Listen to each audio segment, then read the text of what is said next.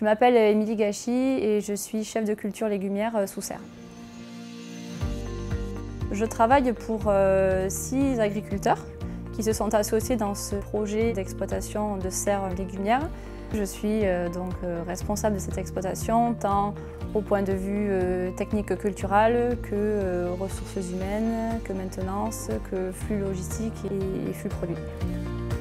Après un bac S, je me suis dirigée vers un BTS agronomie et production végétale que j'ai réalisé en apprentissage dans un laboratoire de recherche variétale.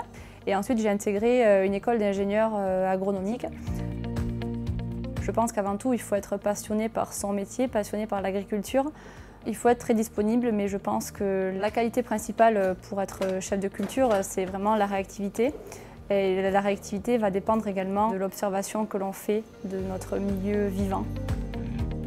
Je vais dans les serres plusieurs fois par jour parce que, en fonction du moment de la journée, la plante évolue, le milieu évolue, la température, l'humidité. Donc il n'y a que par l'observation que l'on peut voir si les conditions que l'on applique à la serre sont les bonnes ou pas. Parce que tout en découle derrière, que ce soit la main-d'œuvre, que ce soit la qualité du fruit, le commerce, etc.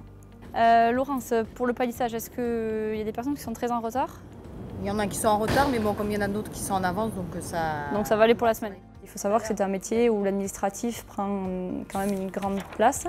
Il y a aussi pas mal de planning à gérer, des prévisions de récolte à faire, une gestion des stocks importante, de la commande de matériel ou de fourniture, ou d'auxiliaires ou de bourdons. Donc c'est un métier vraiment très complet.